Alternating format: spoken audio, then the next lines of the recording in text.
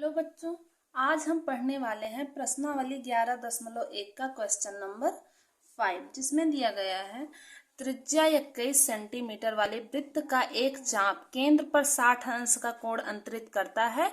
तो ज्ञात कीजिए चाप की लंबाई, चाप द्वारा बनाए गए त्रिज्यखंड का क्षेत्रफल, संगत जीवा द्वारा बनाए गए वृत्तखंड का क्षेत्रफल। इतना हमें ज्ञात करना है। तो चलिए, ये क्या है, हमारा एक वृत्त है और इसकी जो क्या है त्रिज्या है, कितनी सेंटीमीटर है, त्रिज्या है 21 सेंटीमीटर। अब इसमें कहा गया है वृत्त का एक चाप। अब चाप क्या होता है, वृत्त का ही एक छोटा सा टुकड़ा, जैसे इतना टुकड़ा ये हो गया, ये क्या होता है, ये चाप। वृत्त का ही के छोटे टुकड़े को ही चाप कहते हैं। अब इस चाप के द्वारा इस पे कितने अंश का कोण बन रहा है, 60 अंश का कोण बन रहा है। तो हमें क्या ज्ञात करना है, पहला तो इसमें चाप की लंबाई ज्ञात करना है। तो चलिए हम चाप की लंबाई के लिए फार्मूला जानते हैं। फर्स्ट क्या है, चाप की लंबाई। चाप की लंबाई के लिए फॉर्मूला होता है theta upon 360 into 2 pi R, ये फॉर्मूला होता है। अब हमें इसमें बताया गया है कि पाई की वैल्यू 22/7 रख देते हैं और आर की वैल्यू 21 दी गई है, थीटा की 60। हम सारी वैल्यू रख के इसका मान निकाल लेते हैं। थीटा की जगह पे 60/360 इंटू 2, पाई की जगह पे 22/7 और त्रिज्या कितनी दी गई है, 21 सेंटीमीटर। अब इसको हम काट लेते हैं, इसको सॉल्व करते हैं। तो 0 से 0, 6 छंग 36, यहाँ पे 6 बच गया, 7 त्रिक 21, 3 दूनी 6, 2 एकम 2, ये सारा कट गया। अब ऊपर कितना बचा, सिर्फ 22 और नीचे कुछ भी नहीं बचा, तो 22/1 मतलब 22 सेंटीमीटर। ये चाप कितने सेंटीमीटर का हो गया है, 22 सेंटीमीटर का हो गया है। अब दूसरा पार्ट इसमें क्या कर रहे हैं कि चाप द्वारा बनाए गए त्रिज्यखंड। अब ये चाप है, इसके द्वारा कितना त्रिज्यखंड बनाया गया है, इसका इस वाले त्रिज्यखंड का क्षेत्रफल ज्ञात करना है। तो चलिए इसको भी ज्ञात कर लेते हैं। अब सेकंड पार्ट, त्रिज्यखंड का क्षेत्रफल। त्रिज्यखंड के क्षेत्रफल का फॉर्मूला हमें पता है, त्रिज्यखंड का क्षेत्रफल। इसके लिए क्या फॉर्मूला है, theta upon 360 into pi R square, ये वाला फॉर्मूला होता है। अब हमें जो वैल्यू पता है हम उसकी वैल्यू रख देंगे। चलिए, थीटा की जगह पे रख देंगे 60/360, पाई की जगह पे रख देंगे 22/7 और आर की जगह पे 21/21। अब इसको हम काट लेंगे, 6 छंग 36, अब 7 त्रिक 21, 3 दूनी 6, 2 एकम 2, यहाँ पे 11 और 21 का मल्टीप्लाई करेंगे तो कितना आ जाएगा, 231 सेंटीमीटर स्क्वायर। और ये वैल्यू सेंटीमीटर में थी क्योंकि ये क्या थी, परिधि की लंबाई, इसलिए सेंटीमीटर में थी और चाप की लंबाई थी। और ये क्या है, त्रिज्यखंड का क्षेत्रफल हमेशा कितने होता है, सेंटीमीटर स्क्वायर में होता है। तो चलिए 2 क्वेश्चन हमारा आ गया। अब तीसरा वाला पार्ट हम क्या इसमें ज्ञात करना है, वृत्तखंड का क्षेत्रफल, संगत जीवा द्वारा बनाए गए वृत्तखंड। अब वृत्तखंड क्या है, अगर यहां से इसको हम मिला देंगे, यहां से इसको मिला देंगे, तो ये वाला जब जीवा द्वारा बनाया गया, जीवा के द्वारा ही बनाया गया खंड क्या होता है, वृत्तखंड। इसमें 2 तरह के होते हैं, लघु वृत्तखंड और दीर्घ वृत्तखंड। तो ये वाला पार्ट हो गया हमारा लघु वृत्तखंड।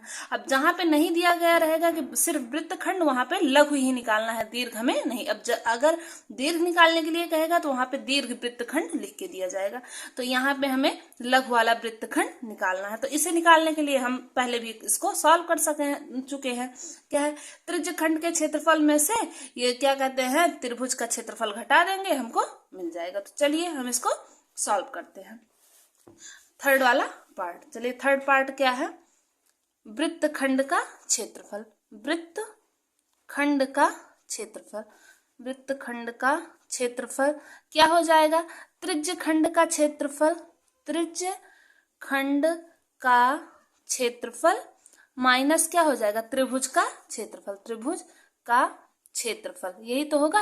अब त्रिज्यखंड का क्षेत्रफल हम निकाल चुके हैं, ये त्रिज्यखंड का क्षेत्रफल हम निकाले हैं। तो यहाँ पे हम डायरेक्ट त्रिज्यखंड के क्षेत्रफल के लिए क्या रख देते हैं, 231। अब माइनस में त्रिभुज का क्षेत्रफल। अब त्रिभुज का क्षेत्रफल के लिए हमने बताया था 1/2 आर स्क्वायर साइन थीटा, ये हम रखते हैं फॉर्मूला। तो 231 वैसे लिखते हैं, यहाँ पे 1/2 आर की वैल्यू हमें पता है कितनी है, 21 × 21 और साइन थीटा की वैल्यू 60। तो यहाँ पे हमें मिल जाएगा 231 - 1/2 × 21 × 21 और साइन 60 की वैल्यू होती है √3/2। अब इस पूरे को मल्टीप्लाई कर लेंगे तो यहाँ पे आ जाएगा 231 माइनस 21 21 441, 441 √3 को इसमें भी मल्टीप्लाई कर लेंगे और 2 दूना 4 और यही हमारा क्या हो गया, आंसर हो गया।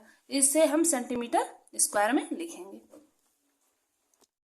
आइए पढ़ते हैं क्वेश्चन नंबर 6। इसमें क्या दिया गया है, 15 सेंटीमीटर त्रिज्या वाले एक वृत्त की कोई जीवा केंद्र पर 60 अंश का कोण अंतरित करती है। संगत लघु एवं दीर्घ वृत्त खंडों के क्षेत्रफल ज्ञात कीजिए। इसमें पाई की वैल्यू 3.14, √3 की वैल्यू रखनी है 1.73। इसका हमें प्रयोग करना है।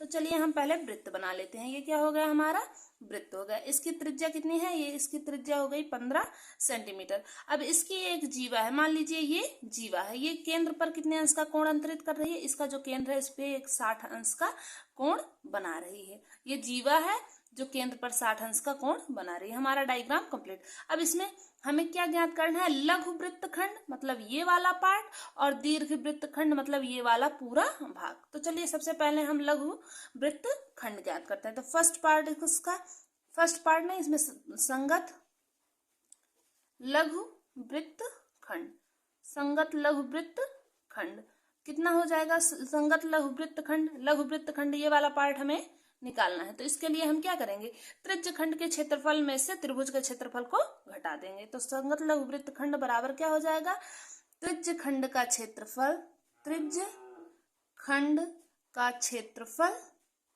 माइनस त्रिभुज का क्षेत्रफल, त्रिभुज का क्षेत्रफल। इसको हम घटा देंगे तो हमें मिल जाएगा क्या, लघु वृत्तखंड का क्षेत्रफल। तो त्रिज्य खंड के क्षेत्रफल के फॉर्मूला क्या होता है, θ/360 πr²। और त्रिभुज के क्षेत्रफल के लिए फॉर्मूला होता है 1/2 r² sin थीटा। अब जिसकी वैल्यू हमें पता है हम उसकी वैल्यू रख देते हैं। यहाँ से हमें थीटा की वैल्यू क्या पता है, 60/360 और पाई की वैल्यू हमें बताया गया है इसमें कितना रखना है, 3.14 और आर कितना है 15 × 15 हो गया। अब यहाँ पे -1/2, आर कितना है, त्रिज्या कितनी है 15 × 15 साइन 60, साइन 60। तो चलिए इतना हमें मिल गया। अब हम इसको सॉल्व करेंगे। यहाँ से इसको काटेंगे 6 6 36 और यहाँ से इसको अब काटा जाएगा तो यहाँ से हम काट देंगे 3 दूनी 6, 3 5 15। अब इसको हम इस वाले को 2 से काटेंगे, 2 एकम 2, 2 पंचे 10, 2 पंचे 10 और 2 सत्ते 14। यहाँ से 1.57 और इधर वाले, अब इधर वाले पार्ट को अभी हम आगे सॉल्व करते हैं। चलिए यहाँ पे जो मिला हमें मिल गया 1.57 × 15 और 5, 15 5 75 इतना मिल गया। अब यहाँ पे 1/2 × 15 15 225 × साइन 60 की √3/2 इतना मिल गया।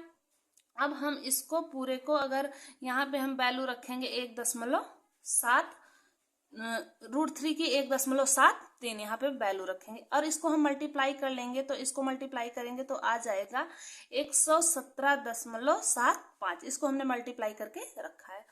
तो यहाँ से फिर अब इसको हम करेंगे, इसको हम काटेंगे या इसको पहले यहाँ पे इन दोनों का मल्टीप्लाई कर लेंगे, इन दोनों का मल्टीप्लाई करेंगे और इन्हें हम 2 दूना 4 से भाग देंगे। तो इसको पूरा करने पर ये प्रोसेस आएगी। यहाँ पे वैल्यू 97.3125 यहाँ पे आ जाएगा। पहले 225 में 1.73 से मल्टीप्लाई करेंगे, इसकी वैल्यू रख के इसको मल्टीप्लाई कर लेंगे और जितना आएगा उस मल्टीप्लाई को उसको 2 दूना 4 से भाग दे देंगे। जब भाग देंगे तो इतनी वैल्यू आ जाएगी। तो चलिए हमें इतना मिल गया। अब इसमें से इसको जब घटाएंगे तो हमें कितनी वैल्यू मिलेगी, 20.4375 सेंटीमीटर स्क्वायर। इसमें से इसको घटाएंगे तो हमें ये वाला आंसर मिल जाएगा, ये वाला आंसर मिल जाएगा। ये हो गया लघु वृत्तखंड का क्षेत्रफल। अब हमें दीर्घ वृत्तखंड का क्षेत्रफल निकालना है। तो दीर्घ वृत्तखंड के क्षेत्रफल के लिए क्या करेंगे, वृत्त के क्षेत्रफल में से लघु वृत्तखंड के क्षेत्रफल को घटा देंगे। पूरे वृत्त के क्षेत्रफल में से इस वाले पार्ट के क्षेत्रफल को घटा देंगे। तो चलिए दीर्घ वृत्तखंड का क्षेत्रफल यहाँ पे हम लिखेंगे, दीर्घ वृत्तखंड का क्षेत्रफल, दीर्घ वृत्तखंड का क्षेत्रफल बराबर क्या हो जाएगा, वृत्त का क्षेत्रफल, वृत्त का क्षेत्रफल माइनस लघु वृत्तखंड का क्षेत्रफल, माइनस लघु वृत्तखंड का क्षेत्रफल, वृत्तखंड का क्षेत्रफल। यहाँ से वृत्त का क्षेत्रफल हमें इसके लिए फॉर्मूला पता है क्या, पाई आर स्क्वायर। वृत्त के क्षेत्रफल का फॉर्मूला होता है पाई आर स्क्वायर। अब हमें लघु वृत्तखंड के क्षेत्रफल का मान हमें क्या मिला है, 20.4375। अब यहाँ पे हमें पाई की वैल्यू बताई गई है 3.14 रखनी है, और आर की वैल्यू इसमें क्या है 15 है, 15 गुणे 15। जब इस और फिर यहाँ पे लिख देंगे 20.4375, और जब इस पूरे को मल्टीप्लाई करेंगे तो हमें मिल जाएगा 706.50। इस पूरे को मल्टीप्लाई करने के बाद हमें ये मिल जाएगा -20.4375। जब इसको घटा देंगे, अब इसमें से इसको घटाएंगे तो हमें मिल जाएगा 686.0625 सेंटीमीटर स्क्वायर। ये हमने कैलकुलेशन करके रखा है, इसीलिए हम जल्दी जल्दी आपको बता दे रहे हैं। और ये पूरी जो गणना की गई है वो एकदम सही है, यही आंसर आएगा। आशा करती हूँ कि आपको ये क्वेश्चन समझ में आ गए होंगे। यदि आपको क्वेश्चन समझ में आए तो हमारे इस चैनल को लाइक, सब्सक्राइब और शेयर अवश्य करें। धन्यवाद।